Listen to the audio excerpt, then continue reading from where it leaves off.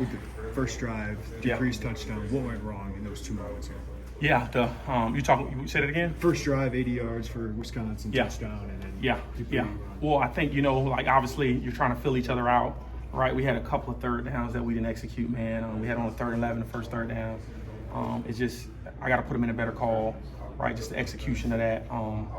I got to be better as a defensive coordinator, man. But we had 3 third downs that drive that we didn't get off the field, and that end up, obviously when teams convert third downs, ultimately that leads to them scoring. But more importantly, I thought after that first drive, I thought we settled in pretty good after that, man.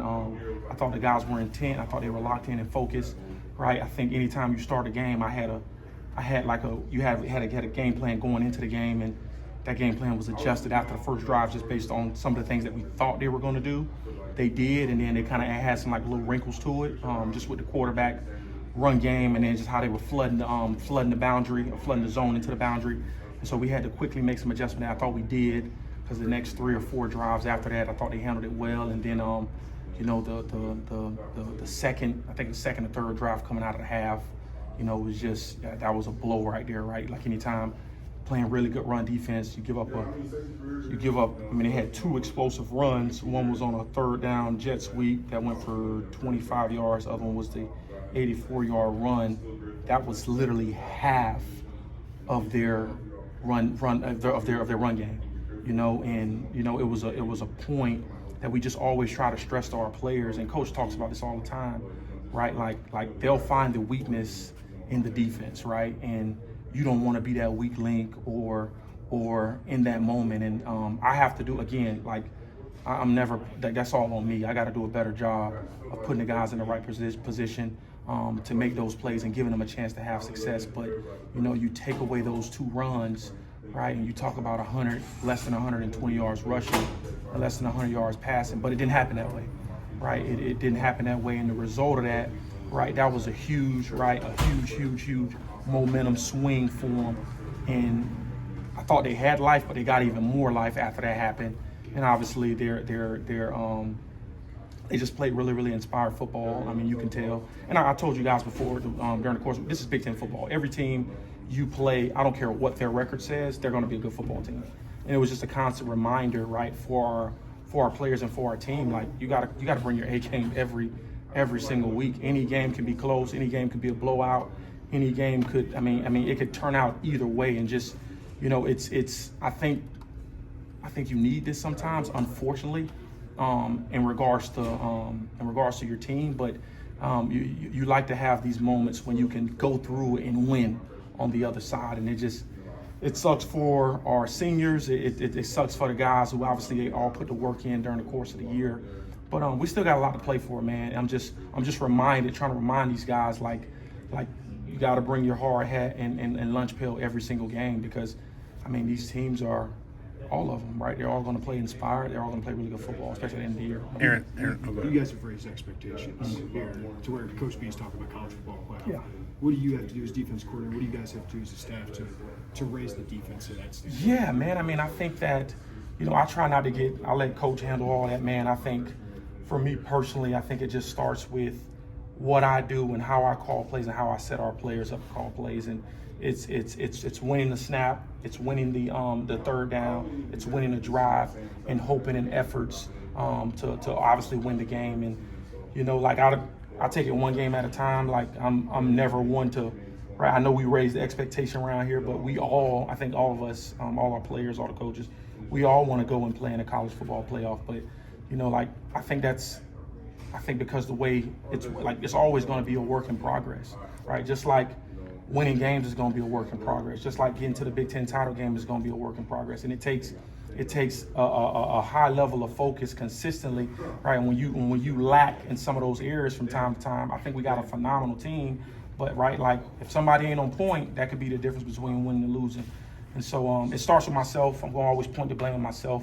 And I think we got the pedigree. I think we got enough guys here that they starting to understand that, right? And they've kind of been in some of those dog fights to where you can take it and utilize it moving forward. But ultimately, right, the goal is to win the game. And I think you put enough of those wins together right, you can find yourself sitting in some of those seats and being in that position. Aaron, we've talked about third down all year, Yeah. so follow me. Is when you watch it back, is there on third down, is there a lot of times where you could freeze the frame and the run is happening, the pitch and catch has happened, I've got multiple guys around the football and the son of a gun didn't get on the ground? Yeah. How often is that happening when you watch it back? Yeah, it's frustrating. It's frustrating, man. I mean, my high school ball coach used to always tell me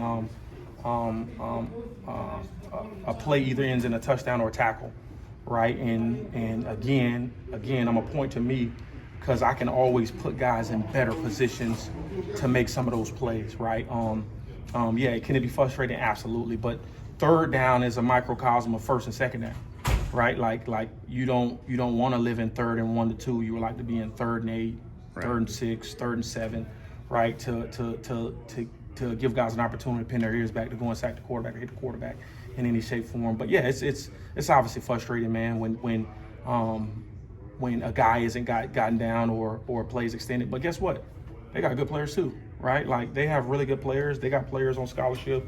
They got players who are trying to move the chains as well. And we just got to continue to be better in that aspect and in that moment. But is it frustrating? Absolutely, it's frustrating. It's also frustrating, right, when you run something and it doesn't hit like you wanted to hit, and you kind of got to reassess some things. You got to make adjustments throughout the course of the game. But I think that's just a part of the game, and that's a part of life. And obviously looking at myself, right, not the players, not any other coach. Looking at myself, I'm always asking, like, what could I have done better to put guys in better situations, right, to have a better angle on that tackle, to have a better chance to collapse that pocket, to run a game, right, to the side of the back that could have freed somebody up in any way, shape, or form, right? And so, again, I'm always assessing that week in and week out. And at the end of the day, football ain't a complicated game, right? Like we got to allow these guys to continue to pin their ears back and go and get the quarterback. And when he starts moving and scrambling, we got to find ways to get him down and make sure we stay in coverage, we're in zones, and make sure we're plastering our mans when we're in man. With Gabe Akers, besides his obvious physical attributes, what did you guys see in him that maybe some other schools didn't? And how has that come to fruition on the football field over the last 4 years? Well, I think that it was during COVID, and a lot of schools weren't able to get out. Thank God for that. But I think we take heed to our evaluation process, right? I think we've done a really good job. Coach has done a really good job. Pat Embleton has done a really, really good job of just evaluating high school talent and being able to project their ability level and with what we have in place, what they can be. And I think Gabe was pretty much a no-brainer, right? Like you see him in high school, 2-time state champion wrestler. He just does some things that normal 16, 17-year-olds at that time don't do, right? On top of having the size, the stature, more importantly, the mentality. And then when you meet his mother and you meet his brother, you see why he's wired that way. And his skill set and attributes are really, really incredible. But what makes Gabe very unique and very, very special is one, his work ethic and just how he's wired, right? And I totally attribute a lot of that to his mom, Miss Paula Henry, and his brother Khalid. I mean, he has an incredible family, right? You get in his home and you see his makeup of his home and you say, okay, that's why that young man works like that. That's why he's wired that way. That's why he's had the success in the classroom and in high school and parlayed it to college. Like, you see why when you meet his mother. His mother's absolutely incredible. She's a very strong, beautiful, and phenomenal woman, right? I can remember when she cooked for us on a home visit, and she's when you meet his mom, if you have a chance to meet his mom, you will see exactly why Gabe is who he is and why he's so special. When you outside criticism of the defense or the unit, how do you respond to that? Or do you? Hold on, say that again. When there's outside criticism of the defense or you or the coaches or whatever, how do you respond to that? Do you respond to that? There's outside criticism. I'm not from Dude, I can tell you this, man. Right? So it's funny you say that, right? I'm sure there's outside criticism, right? I would be remiss to even think about that or even say that. I'm sure there is, but honestly, I don't care.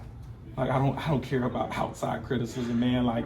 Dude, we got guys in here, bro, that are going through things that are way deeper that people can imagine. You know what I mean? And so, at the end of the day, right, the goal is to win games, change these young men's lives, and hopefully that they can be better citizens and humans once they leave this place.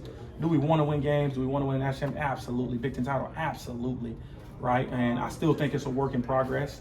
and we're going to continue to, I think, beat down that door and do things here that's going to put us in those positions. But outside criticism, bro, like, I go home to 2 twin girls who are currently sick. I could care less about outside criticism. Respectfully, right? I embrace the criticism. I think it's good. Whether it's criticism or it's people praising you, I try not to hear none of it, right? Because it doesn't matter. Like, it really doesn't matter. What matters is the opponent we're playing. What matters is Northwestern's a really good football team. What matters is Wisconsin is a really good football team, right? What matters is the teams that we play, because this is college football. They're all going to give you your best shot. They're all going to be really good, and every week has its own identity and history to it, and you have to be focused and locked in for that week, because if you're not and you slip up, right, like, that could be the reason why you lose, right?